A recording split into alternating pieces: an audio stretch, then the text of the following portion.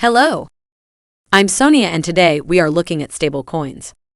Stablecoins are digital currencies that make an effort to tie their market value to an outside standard, such as the US dollar or the euro. The price of a commodity like gold or a currency like the US dollar may be used as the benchmark for stablecoins. Stablecoins seek to stabilize prices by keeping reserve assets. Types of stablecoins. There are three main types of stablecoins. Fiat collateralized stablecoins.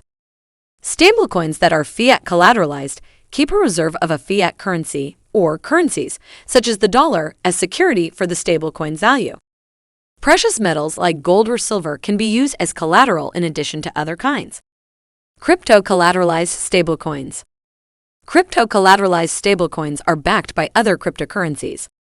To issue $1 million in a stablecoin backed by cryptocurrency, a reserve of $2 million in cryptocurrency might be kept. Algorithmic stablecoins. Stablecoins that use algorithms might or might not have reserves.